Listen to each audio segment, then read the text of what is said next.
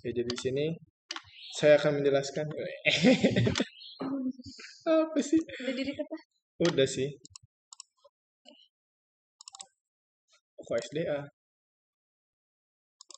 Oke, jadi pertama ini ada folder data, musik, sama SRC. Jadi kita buka aja VS Code-nya. Oke, jadi pertama bahas dulu di data ya. Jadi data ini ada setiap user yang dibuat nanti disimpan ke folder data. Nah, contohnya data ini ada data DA. Di sini nanti kita buat objek, terus kalian buat folder ini. Jadi setiap orang bisa nge-generate nomor rekeningnya secara random. Terus setiap transaksi keluar dan masuk juga bisa dicatat di riwayat kayak gini. Terus saldonya ini juga bisa berkurang bertambah setiap ada yang transfer atau kita transfer orang. User akun ini yang dibuat dari pas programnya jalan. Terus ini musik, musik kita pakai pas eh, datanya berhasil berhasil transfer pokoknya. Nah ini SRC. Sebelum masuk SRC kita coba cek dulu di mainnya. Nah, ini dia mainnya. Jadi di main ini nge-include src/project. Ini maksudnya dia buka dulu folder src, terus buka file namanya project.h. Nah, kenapa dia bedanya kutip kayak gini sama yang sirang gini? Itu bedain kalau ini itu file yang kita buat. Kalau misalnya pakai ini itu ah, built-in sistemnya lah. Udah dari C++-nya kayak gitu. Makanya kalau include IOStream itu pakainya kurung sih, kurang dari ya. Terus di sini sama aja lah ya, kayak string nama, terus pinnya ini kata sandinya. Terus sama aja nih kita buat char, terus sistem untuk ngilangin di terminalnya. Terus manggil fungsi selamat datang ini yang udah didefinisin di src. Sama aja, pokoknya kita manggil fungsi, terus kita bersihin lagi. Nah, gateway di sini gunanya nanti bisa kita apa ya, control flow lah. Jadi dia bisa balik lagi ke gateway. Tergantung kita maunya gimana. Misalnya kalau kita di pilihan satu kan, ini kan punya char pilihan terus diminta outputnya. Terus pilihannya ini kalau satu dia bakal ke form login. Kalau misalnya dua dia ke create akun. Kalau tiga, tiga kenapa dia manggil main? Karena dia bakal keluar dari program. Nah ini maksudnya dia rekursif lah. Kalau rekursif kan dia manggil diri dia sendiri kan. Makanya dia nanti balik lagi dari atas ini gitu. Ini nggak bakal numpuk karena kalau misalnya selain dari pilihan ini dia bakal exit. Jadi walaupun kita manggil main berkali-kali, ketika ketemu exit kayak gini ya program benar-benar selesai. Kayak gitu. Jadi ini nggak apa-apa manggil main kayak gini. Terus gimana nih? Dari ini aja kita bahas di header aja dulu. Header. Nah, dari file header ini kalau bits ini kayak ada CMap dan apa Fstream, IOStream dan lain-lain. Kalau ini ya sama aja sih kayak sebenarnya kan ini con IO jadi input output juga. Sebenarnya nggak tahu juga sih untuk apa ya. Ntar kita cari aja. Terus Windows ini untuk ngatur layar kayak apa Goto.exe gitu. System ini untuk suara. Kayak kita kan pakai apa namanya? Iya, ya itulah.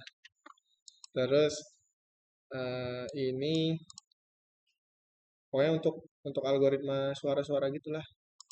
Kalau ini dia ngambil apa ya? Pragma ini kayak langsung ngambil dari sistem dimasukin paksa gitu.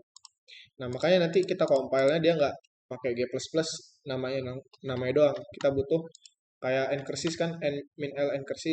Tapi kalau ini kan kita pakai suaranya itu min L win mm gitu. Ini nih, win mm. Min L win mm. STD, ini warna-warnanya yang kita definisiin sama aja sih. Terus ini prototype yang ada di header maksudnya di sini. Terus ini prototype yang ada di main, main lagi di project.h. Udah sampai ini n-nya prototype. Ini line X-nya untuk pindah ke koordinat yang ada di terminal. Udah ngerti lah ya. Terus ini char loading ini sebenarnya memenuhin ketentuan aja sih dari tugas kita. Sebenarnya pakai array, ini array sih. Array dari char. Kayak gini ditambahin slash null ini biar berhenti dia. Terus line X sama aja. Sama aja pokoknya ini untuk loading, gambar loading. Create line ini perlu nggak? Ngomong aja loh, ini kan untuk kita juga nonton. Udah tadi lu kayak takut-takut gitu. Orang itu yang nonton kita juga. Udah kan sih. Oke. Create line X. Udah ngerti belum? Iya. Udah. Iya. Lanjut aja berarti. Iya juga berarti udah ya. Create text. Udah ngerti belum? Jadi ini create text ini kan dia minta koordinat X sama Y.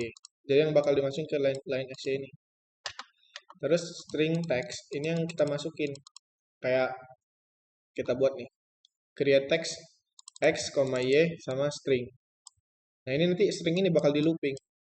Sebenarnya kita bisa ngasih animasi kayak dia keluarnya satu-satu gitu. Cuman karena kalau ini kan apa namanya default argumen kan. Jadi kalau misalnya nggak kita kasih misalnya ini nggak kita kasih parameter, ya dia bakal sampai dengan 0. Jadi nggak bakal ada animasi pas cetak. Kalau misalnya ini kita kasih satu berarti dia bakal sleep selama satu gitu. Jadi nanti bakal selama apa ngeprint pelan-pelan. Nah ini juga template memenuhi aja sih, memenuhi ketentuan kita. Maksudnya T ini jadi tipe datanya kan. Nanti dia bakal ngeprint kata yang dimasukin. Karena dia template dia bisa tipe data boolean atau string atau apalah gitu. Itu dipakai gimana? Nggak tahu. Cuma ada aja yang penting ada. Nggak bilang aja nanti kita ini kita pakai untuk debug aja. Jadi karena udah program udah jadi, waktu kita makainya pas debug misalnya kita pengen ngeluarin apa ya tinggal pakai fungsi template ini. Karena program udah jadi ya nggak kepake lagi gitu. Cuman pokoknya kita pakai ini deh gitu. Tampilan mah nggak ada algoritma kan ya? Ini ngerti nggak? Iya. Ngerti lah ya. Sama lah ya. Ngerti kan tapi get saldo get ini. Berarti udah aman ini header. Oke UI udah aman. Sekarang kita pindah ke project. Bertenaga. Dia include di header kan. Ya semua kayak include std tadi kayak inmain dan yang lain. Inmain sih. Fstream, cmet itu ada di situ semua. Jadi kita tinggal include aja header. Nah, masuk ke kelas nasabah. Dia punya apa namanya? Member ya. Member atribut. Dari nama, pin, norek. Norek ini nomor rekening ya. Saldo. Saldonya kita banyakin aja. Siapa tahu ada orang kaya kan. Terus private. Kita ya aksesnya nanti pakai getter. Nah, ini kelas nasabah. Ini maksudnya kita inisialisasi parameter ini langsung ke atribut biasalah. Nah, ini cara ini CWD ini apa ya?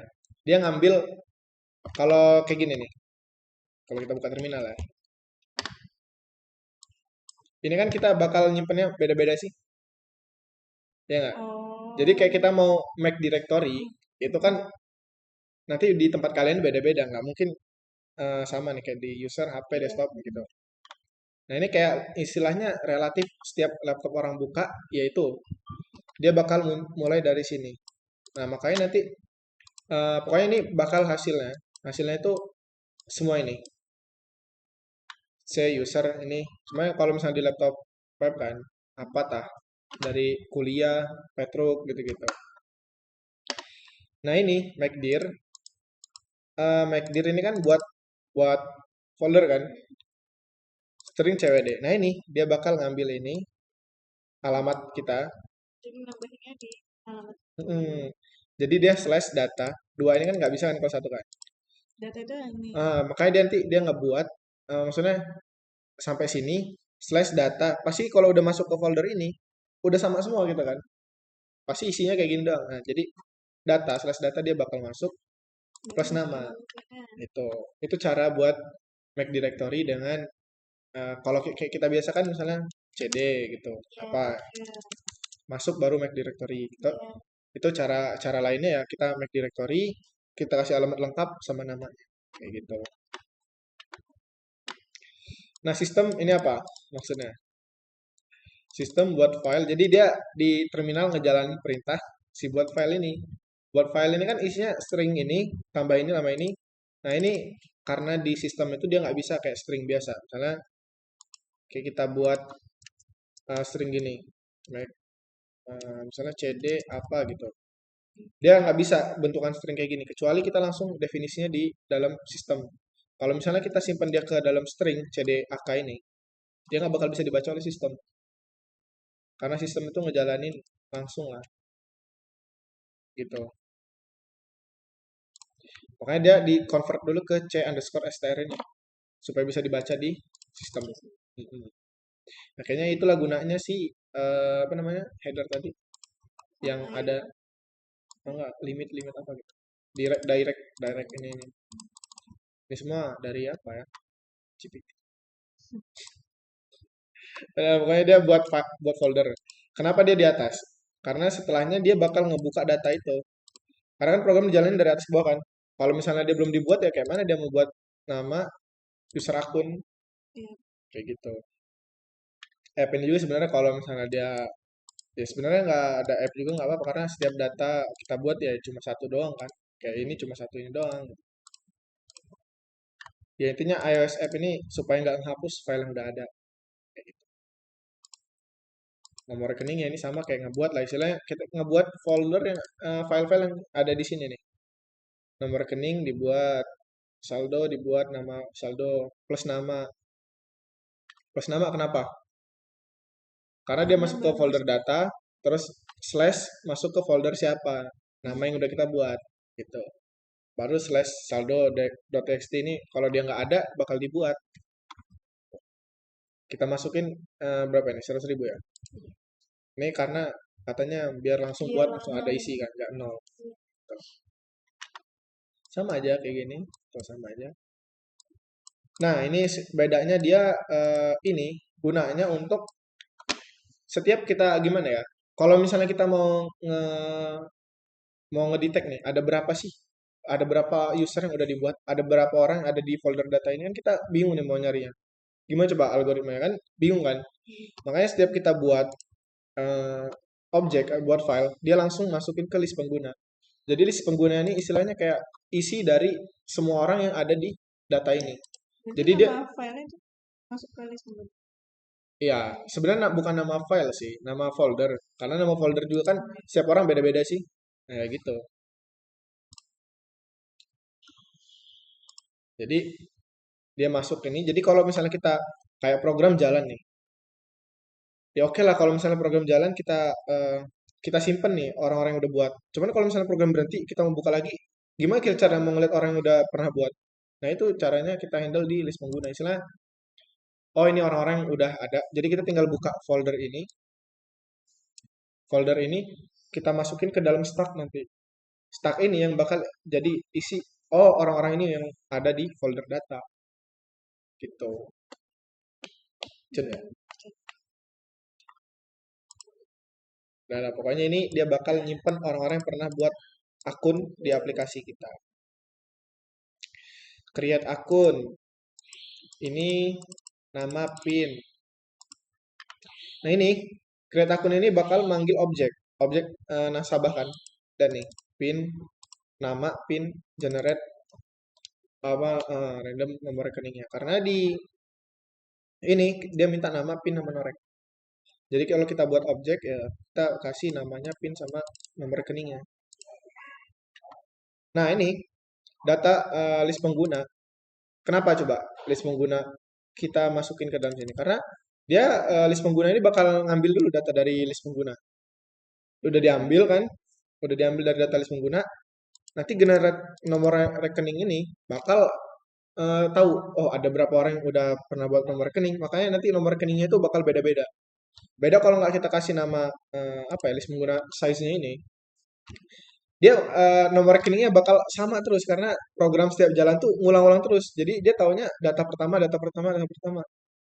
Kalau misalnya kita kasih list pengguna kan, oh udah ada data ke N. Jadi dia nggak bakal misalnya nomor rekening A ini yang pertama ini, kedua ini, ketiga ini, seterusnya gitu. Pokoknya mau program ulang data pertama tuh ini gitu. Nah, Lagi record. buat video mau di Sebentar dong. 10 menit lagi bisa. Ya udah keluar aja guys. Ya udahlah ya, geser geser.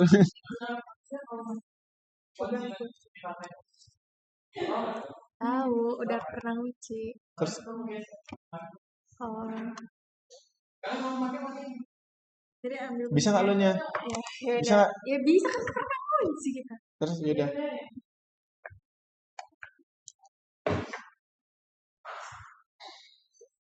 Di pause dulu sih.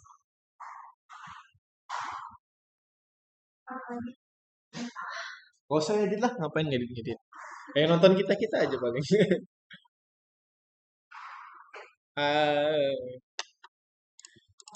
ya intinya list pengguna ini bakal ngelihat ada berapa orang yang udah pernah daftar di akun kita, buat akun lah istilahnya. Jadi dia nomor rekening ini bakal selalu beda setiap orang buat akun, nambah lagi ya beda-beda terus.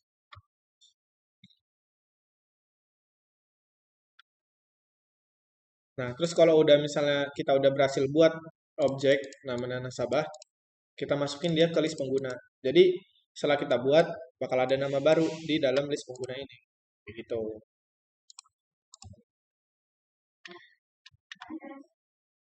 Udah sih, itu aja. Terus ini kita pushback ke dalam list pengguna. List pengguna ini kan DQ nih. DQ ini kan bakal nyimpen nama-nama list pengguna.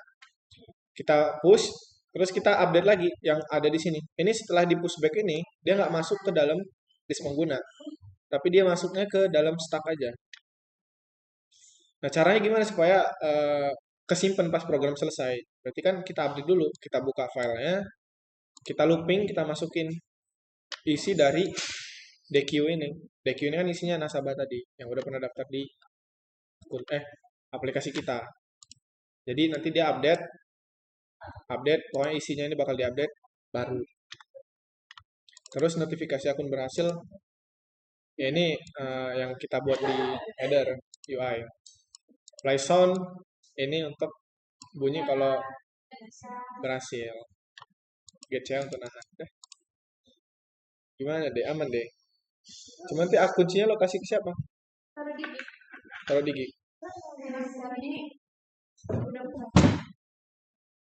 Karena ada karido di atas, jadi dia mau memasrahin. Menyerahkan. Memasrahin. Masrahin. Habis itu login dia butuh nama sama pin. Jadi nanti nama sama pin ini dicocokin dengan isi dari data user, data akun. Nih, misalnya Wildan dari user akun. Ini kan isinya nama sama pin kan. Dia string, jadi tinggal tambahin aja. Kita cocokin sama apa enggak. Kayak gini. Nama tambah pin sama output yang kita ambil dari file itu sama enggak? Kalau sama, return to true. Berarti kan loginnya berhasil. Nanti di mainnya tadi yang dikasih tahu kalau dia ini berhasil. Kalau enggak kan false. Berarti nanti di mainnya kalau login nih. Nih, mana ya login? Ini login. Nah ini valid. Dia kan dia punya boolean valid. Login dari nama. Dia kan bakal nge-return true atau false kan? Berarti nanti valid ini nilainya bakal true atau false. Kalau misalnya dia true, dia bakal ke goto ke home. Kalau dia false kan else, ya kan? Ya dia bakal salah pin, terus Buat uh, got off from. Pokoknya dia suruh buat baru lagi gitu. Oke, lanjut di generate database. Generate database ini yang tadi list pengguna yang kita buka filenya tadi kan. Buka file list pengguna txt. Kita looping, terus kita masukin datanya ke dia kan DQ nih. Kita buat DQ yang bakal di return. Jadi DQ ini untuk nyimpen ada apa aja sih isi dari list pengguna itu. Jadi eh, string data kayak temp lah istilah temp. Terus nanti checklist pengguna ini kita buka filenya lah, kita buka filenya, kita masukin ke data. Jadi per baris itu bakal disimpan ke data dulu. Nanti data ini kita masukin ke list pengguna di pushback. Nanti udah isi nih, list pengguna itu udah ada isinya, baru di return. Makanya tadi pas kita lihat di sini eh, database dia menerimanya DQ kan, karena ya memang DQ returnnya kayak gitu. Nah ini generate nomor rekening random sih. Jadi kayak pakai apa? status. RD ini random. Ya sebenarnya fungsi dari apa ya bawaan hmm, C++-nya. Ya udah kita include tadi di apa namanya header. Ya ini kan apa dia bakal ngegenerate dari berapa ini? Pokoknya dari 10 juta apa-apalah sampai ke 999. Makanya nanti nomor rekening itu panjangnya itu sama, jumlah digitnya lah. Kayak gitu. Kalau misalnya jadi tambahin satu kan udah beda jumlah digit kan. Walaupun jarang juga. Nanti udah dapat baru kita return gitu. Jadi dia bakal beda terus. Kenapa coba ini n min 1? Karena kan kita pas generate random nomor rekening, dia in n. In n ini yang tadi panjang dari ini apa? List pengguna. Makanya tadi kan pas generate random norek dari list pengguna titik size. Jadi Kurangnya. size-nya satu karena kan dikurang satu karena kan gitu. Karena dari nol juga kan dimulai kan. Udah gitu aja. Kita return to string dari random. Karena kita nomor rekening kita kan string kan. Jadi di to string dulu baru di return. Dan nomor rekening ini get nomor rekening itu ya nanti kita buka nama dari siapa yang dikirim nih. Misalnya kita mau tahu nomor rekening Dea. Berarti nanti kita buka folder data, namanya si folder si nama si Dea slash nomor rekening si Dea gitu. Nanti udah dapat nih outputnya. Output itu kan kita setelah kita buka foldernya kan dapat nih datanya. Baru kita return si outputnya. Wow, masih banyak. Wah, get saldo ya sama kayak ini buka foldernya, kita ambil, kita return. ST apa namanya? Ini kan tadinya kan ini sih string kan. Kita ST to full unsigned long integer pokoknya. Karena kan duitnya banyak kan. Terus transfer ini algoritmanya dia butuh nama sama list pengguna. List pengguna ini ya supaya kita nanti nyari buka list pengguna, ada nggak sih orang yang mau ditransfer di list pengguna itu? Kalau nggak ada ya nggak berhasil kan. Udah pokoknya ini dia from transfer ini tampilan, ini juga cout-coutan lah. Nomor apa get norek berarti kan nanti di cout nomor rekening kita yang kita tunjukin di itu kan di tampilan. Habis itu lain ini juga nomor rekening tujuan. Ini variabel sih, variabel di sign dulu. Kita minta dulu nomor rekening tujuannya, terus nama tujuannya. Nah, nama tujuan ini nanti diminta apa ya? String nama tujuan CLS, ulang informasi, conspire ini tampilan juga kan. Ini nama. Ini yang configure sama sih kayak iya atau n gitu. Login nama. Nah, ini login tadi butuh nama sama pin kan. Dicek bener apa enggak. Terus kalau salah pin sama aja dia bakal dikirim ke Goto. Ini ulang transfer gitu. Kalau misalnya dia nggak mencet Y kan, ls-nya batal transfer, dia bakal ke transfer lagi, balik lagi ke sini lagi, kayak gitu. Ya bolak-balik sih ini control flow. Nah ini yang tadi list pengguna ini kita looping, kita lihat kenapa dia plus i gini. Jadi sebenarnya sistemnya itu nanti dia ngebuka folder data ini dicocokin lagi. Dia gimana ya? Buka folder ini, nomor rekeningnya itu diambil salah satu. Pertama, kalau dari kita dari sini ya, dia dibuka dulu nomor rekeningnya. Sama nggak dengan nomor rekening tujuan kita? Gitu. Apa ya? Pokoknya dia bakal buka dulu. Jadi bukan langsung ke orang yang benar-benar kita enggak. Ke dia dulu dibuka nomor rekeningnya. Sama nggak sih sama yang mau kita kirim? Gitu. Oh, beda. Coba kita buka yang satunya. Nomor rekening sama nggak dengan yang mau kita kirim? Kalau sama, lanjut berarti programnya. Berarti kita break kan. Udah, jadi dia bakal keluar dari looping yang ini. Nggak usah nyari sampai selesai gitu. Apa juga kan. Akhirnya kita udah punya nih. Apa ya. Nomor rekening yang kita udah punya nama dari si nomor rekening itu. Kenapa coba nama tujuan sama dengan i? Kan kalau misalnya dia udah dapat, berarti kita masukin ke nama tujuan. Makanya tadi nama tujuan di atas ini. Mana? Nama tujuan di atas ini gak kita apa-apain kan? Cuma kita deklarasi doang. Karena mau kita isi dengan data si yang dicari itu. Kalau udah sama, kita break, baru keluar dari sini, baru kita get saldo, saldo pengirim sama penerima kita get saldo nama kita kan, yang kita sebagai user sama yang mau dikirim. Ini juga saldo pengirim eh, ditambah dengan dikurang dengan nominal transfer. Pokoknya algoritmanya kayak dia bakal dikurang. Kalau misalnya pengirim kan saldo pengirim yang kurang kan, makanya dikurang. Kalau penerima bakal ditambah kan, makanya ditambah. Kayak gitu. Setelah dia udah dijumlahin, setelah dia tambahin, kita update lagi. Update dari update saldo dari nama sama saldo pengirim. Nah ini update saldonya. Kita buka foldernya, kita ganti dengan saldo baru. Kayak gitu. Ini intinya dibuka, diganti, dibuka, diganti. Ini struktur pembayaran, ini presonnya itu sama aja, update transaksi keluar sama masuk. Ini fungsi ini yang update apa ya? Di dalam ini apa? Pokoknya inilah pokoknya apa namanya? Lewat transaksi kayak gitu. Sama aja. Update saldo tadi gunanya untuk update saldo kita buka foldernya dulu. Ini juga update lewat transaksi buka dulu kita ganti kalau ini.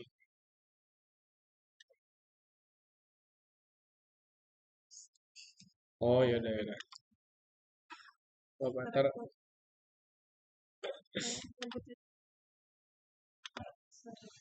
get status gimana deh kalau mau duluan gue nggak bisa ngunci ya.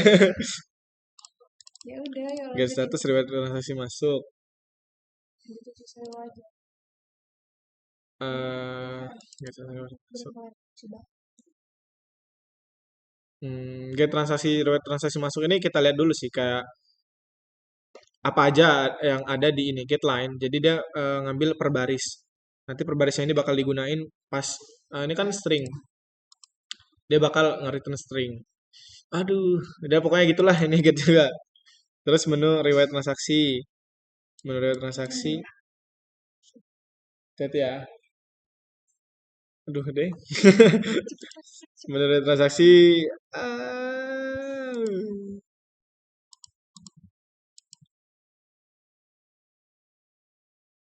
Aduh pokoknya ini kayak bagian gue aja deh. Gak usah orang pahamin deh ini. Ya, tapi nanti ditanya gimana? Gimana? Udah sampai mana tadi? Sampai mana? Ke sini. Riwayat transaksi, oke. Skip dulu videonya. Menu Lanjutin, lewat ntar kirim 2 video gitu. Mau nggak? Video yang ini sama lu buat video. Oke, lanjut.